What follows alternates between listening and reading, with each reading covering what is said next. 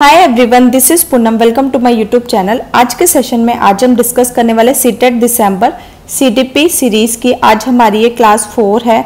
इससे पहले हम 3 क्लासेस ऑलरेडी कर चुके हैं, जिसमें हमने growth and development, domains of development and principle of development को डिस्कस किया था। जिन बच्चों ने ये क्लासेस नहीं देखी है, मैंने प्लेलिस्ट बना रखी है सीडीपी सीरीज की, तो आप वहाँ पर ये क्लासेस चेकआउट कर सकते हैं। इसका लिंक मैं आपको डिस्क्रिप्शन बॉक्स और टेलीग्राम चैनल पे भी शेयर कर दूंगी।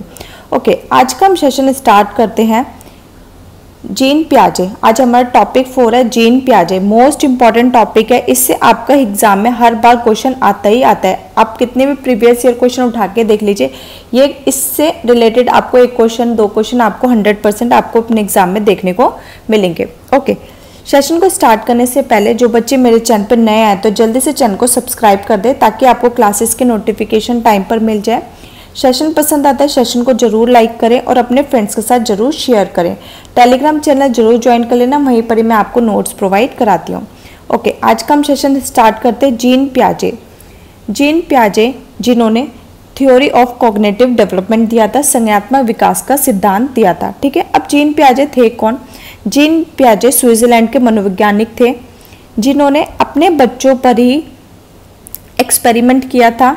वो जानना चाहते थे कि बच्चों में बौद्धिक विकास कैसे होता है। ठीक है, तो बच्चों के बौद्धिक विकास के स्तर को जानने के लिए इन्होंने अपने बच्चों पर क्या किया था? एक्सपेरिमेंट किया था। ठीक है, बच्चों का मानना है कि जैसे जैसे बच्चे जैविक परिपक्व होते हैं, जैसे जैसे बच्चों की एज बढ़ती है, ठीक है, वो मैच्योर होते हैं, वैसे वैसे वे वस्तुओं के बारे में अपने दिमाग में कॉन्सेप्ट बना लेते हैं।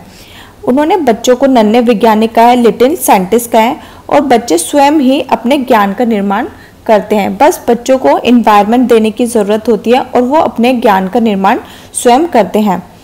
पियाजे का कहना है कि बच्चों का सबसे पहले विकास होता है, फिर उनकी लर्निंग होती है। इससे आपका एक क्वेश्चन आपके एग्जाम में आता ही आता है। ओके, अब कुछ इंपॉर्टेंट टर्म्स को आपको जानना ज़रूरी है। सबसे पहले आपका स्कीमा। स्कीमा होता क्या है? Schema small packet of information को कहते हैं। ठीक है, हमारे मस्तिष्क में सुव्यवस्थित ढंग से जानकारी का होना। ठीक है, जब हम किसी भी चीज़ को देखते हैं तो हम दिमाग में उस चीज़ के लिए एक इमेज बना लेते हैं। ठीक है, तो वही क्या कहलाती है? स्कीमा कहलाती है। जब छोटे बच्चे होते हैं तो वो पेन देखते हैं तो पेन का एक स्कीमा बना लिया। उन्होंने किसी एनिमल को देखा, बर्ड को देखा, तो वो क्या हो गए?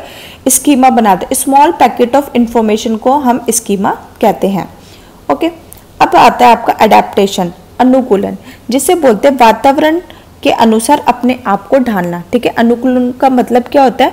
वातावरण के हिसाब से अपने आप को ढालना। चाहे कोई भी परिस्थिति हो, सिचुएशन हो, उसके अकॉर्डिंग अपने आप को ढालना। चाहे कोई भी मौसम हो, ठीक है, उसके अकॉर्डिंग अपने आप को ढालना, वही एडेप्टेशन कहलाता है।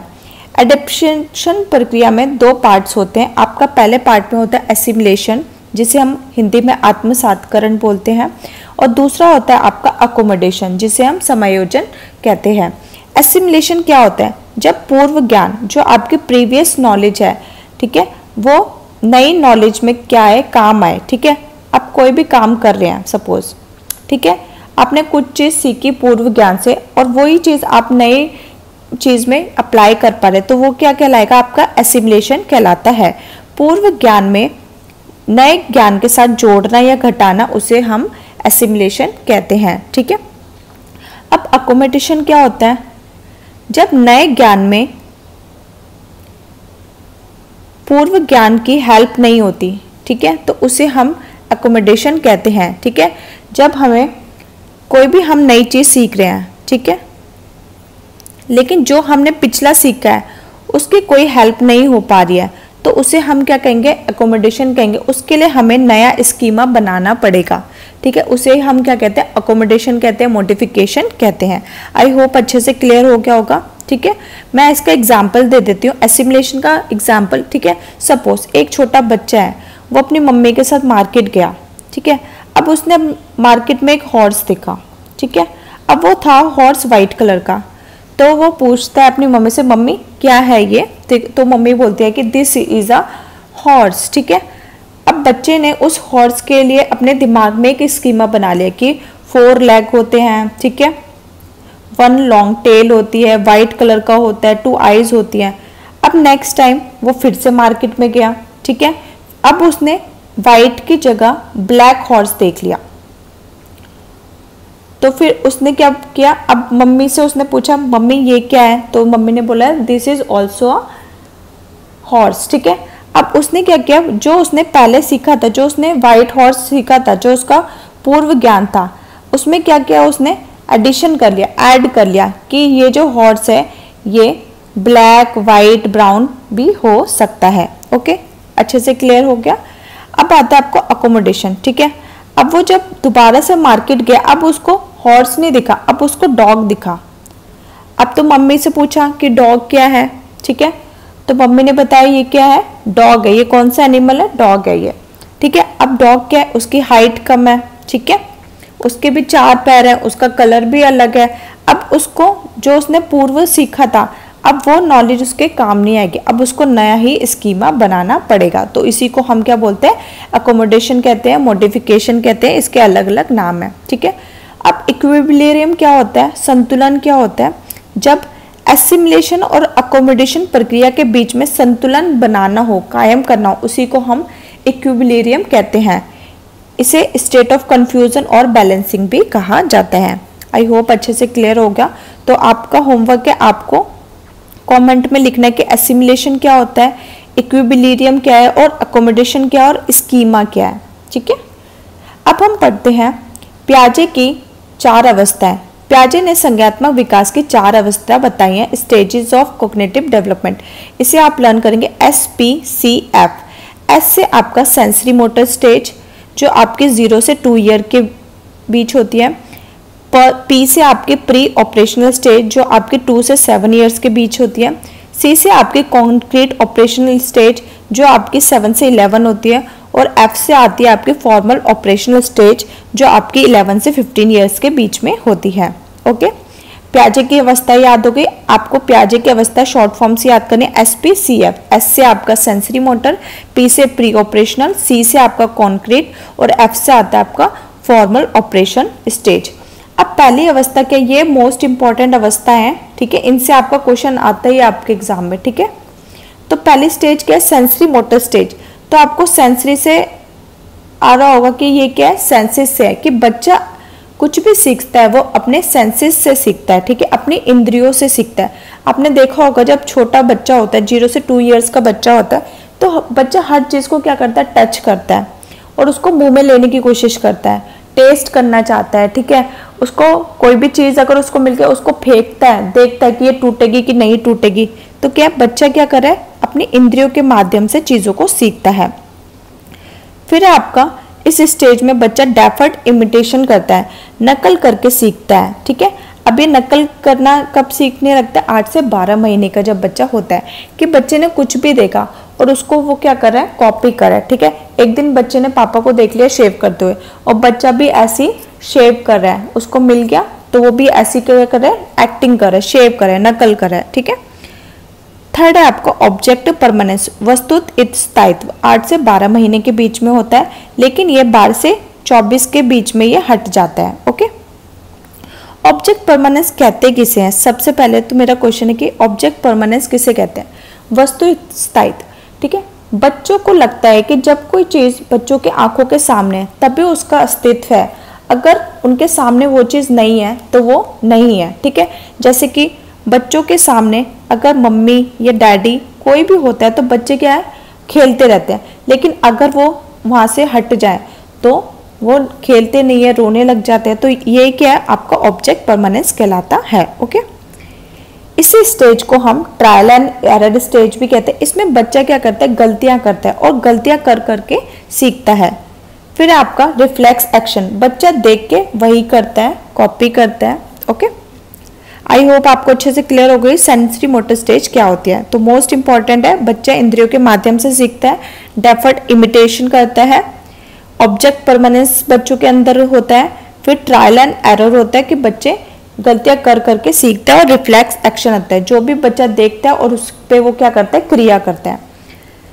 सेकंड है आपका प्री ऑपरेशनल स्टेज, जिसे हिंदी में पूर्व संक्रियात्मक अवस्था कहते हैं, जो 2 से 7 ईयर के बीच में आती है। ठीक है। इसके अंदर क्या होता है, ठीक है, पूर्व ऑपरेशन। तो आपको कॉन्सेप्ट सीखने से पहले की स्टेज को ही हम क्या बोलते हैं, प्री ऑपरेशनल स्टेज कहते हैं, कि बच्चे ने अभी कॉन्सेप्ट नहीं सीखा है, ठीक है, कोई संप्रत्य नहीं बनाया, उससे पहले की स्टेज है। तो इसमें बच्चों के अंदर क्या होता है, पहला एनिमिज्म, जीववाद। अब एनिमिज्म क्या होता है, एनिमिज्म, ठीक है, कोई भी चीज निर्जीव है, बच्चा उसको सजीव ही मानता है, ठीक है। सपोज छोटा बच्चा है, गिर गया, ठीक है, उसकी मम्मी दौड़ती हुई आई, मम्मी ने क्या किया, उस फ्लोर पे ही मारना शुरू कर दिया। अच्छा, इसने आपकी पिट्टी की तो इसकी हम पिट्टी कर दो, और बच्चा भी चुप हो जाता है, ठीक है, मेरा बदला पूरा हो गया। तो इसी को हम क्या कहते हैं, एनिमिज्म कहते हैं, निर्जीव वस्तुओं को भी सजीव समझना। सेकंड है आपका ईगोसेंट्रिज्म, ठीक है, अहम केंद्रित। इसके अंतर्गत होता है कि बच्चे को लगता है मैं केंद्र में हूँ, सब मेरे लिए हैं, सब मेरे लिए काम करें, मम्मी मेरे लिए खाना खिलाने के लिए, पापा मुझे घुमाने के लिए, दादी मुझे चीज खिलाने के लिए, ठीक है, दीदी की पिटाई करने के लिए है, ठीक है। तो ये बच्चे को लगता है कि सब मेरे आसपास है, तो बच्चा क्या है, इकोसेंट्रिज्म है, अहम केंद्रित है, ठीक है। फिर आपका इरिवर्सिबिलिटी, अपलटावी का अभाव। इसके अंतर्गत, ठीक है, इस स्टेज में बच्चा क्या है, पलटना नहीं जानता है, ठीक है। अब एक बच्चे से पूछा कि ये इसके अंदर पानी है और इसके अंदर पानी है, ठीक है, तो बताओ किसके अंदर सबसे ज्यादा पानी है।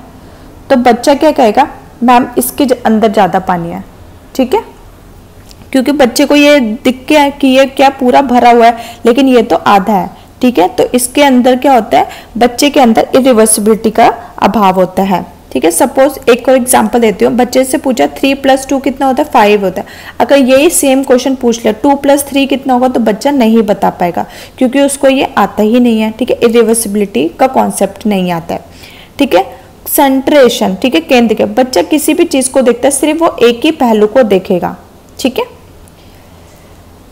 अब थर्ड हमारे स्टेज आते हैं कॉन्क्रीट ऑपरेशनल स्टेज। कॉन्क्रीट का मतलब ही होता है मूर्त चीज, जिन्हें हम देख सकते हैं, टच कर सकते हैं, और इसके अंदर बच्चों के अंदर धीरे धीरे लॉजिक भी आना शुरू हो जाता है, कि बच्चे तर्क करना लग जाते थे। अब जो चीज इसके अंदर नहीं होती थी, वो चीज यहाँ पे होने लग जाती है, ठीक है। इरिवर्सिबिलिटी का अभाव होता है, अब यहाँ पे रिवर्सिबिलिटी, बच्चे पलटना शुरू कर देते हैं, ठीक है। अगर हम बच्चों से पूछेंगे कि 2 + 3 कितना होता है, 5, तो बच्चे 3 + 2 भी बता पाएंगे, ठीक है, बच्चों को रिवर्स करना भी आ जाता है, ओके। फिर बच्चों के अंदर CCS, ठीक है, कंजर्वेशन, ठीक है, क्लासिफिकेशन एंड सीरिएशन भी आ जाता है। अब कंजर्वेशन होता क्या, इसको अच्छे से समझते हैं। कंजर्वेशन, ठीक है, जिसका मतलब होता है संरक्षण। इसका मतलब है कि हमने बच्चों को कुछ भी सिखाया, अगर बच्चा उस चीज का प्रयोग कर पा रहा है, तो उसे ही हम क्या बोलेंगे, संरक्षण कहते हैं, ठीक है। जब आप किसी भी चीज को पढ़ पाते हो, यूज कर पाते हो, उसी को हम कंजर्वेशन कहते हैं, ठीक है। अगर बच्चा उस चीज का प्रयोग ही नहीं कर पा रहा, तो दैट मीन उसमें कंजर्वेशन का क्या है, अभाव है। अच्छे से क्लियर हो गया। कंजर्वेशन क्या होता है कि बच्चे ने कुछ भी सीखा, आज मैडम ने उसको एडिशन करना सिखाया और बच्चा खुद से एडिशन कर पा रहा है, तो ये क्या कहलाएगा, कंजर्वेशन, ठीक है। सोचने पे मजबूर कर देना और खुद से कार्य करना, प्रयोग करना, उसी को हम कंजर्वेशन कहते हैं। क्लासिफिकेशन करना, वर्गीकरण करना, ठीक है, ये सर्कल है, ये स्क्वायर है, ये रेक्टेंगल है, ठीक है। अब इन शेप्स को अलग अलग शेप्स में क्या करना, क्लासिफिकेशन करना, ठीक है।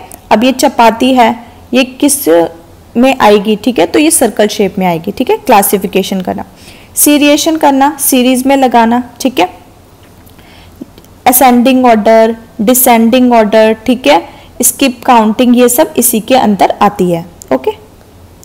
अब आता है फॉर्मल ऑपरेशन स्टेज, औपचारिक संक्रियात्मक अवस्था। इसके अंदर फॉर्मल ऑपरेशन में क्या होता है, जो चीजें पहले वो कर पाता, उसमें पहले स्टेज में क्या कर पाता, कॉन्क्रीट स्टेज में जो चीजें उसके सामने थी, मूर्त चीजें थी, वो उसी पर ही सोच पाता, लॉजिक लगा पाता, तर्क कर पाता। अब जो चीज उस स्टेज में नहीं थी, वो क्या थी, सिर्फ एब्स्ट्रैक्ट थिंकिंग, अमूर्त चीज, ठीक है, जो उसके सामने नहीं है और उसको सोचना है, ठीक है। तो इस स्टेज में आते आते बच्चों के अंदर फॉर्मल ऑपरेशनल स्टेज में एब्स्ट्रैक्ट थिंकिंग आ जाती है। इसकी स्टेज 11 से 15 ईयर्स होती है, ओके।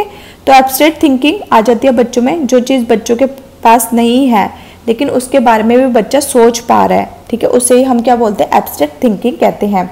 हाइपोथेटिकल रीजनिंग आ जाती है, डिडक्टिव एंड क्रिटिकल थिंकिंग आ जाती है। आई होप अच्छे से क्लियर हो गया होगा। प्याजे की 4 स्टेजेस होती हैं, ठीक है। चारों स्टेज का नाम क्या है? SPCF, ठीक है।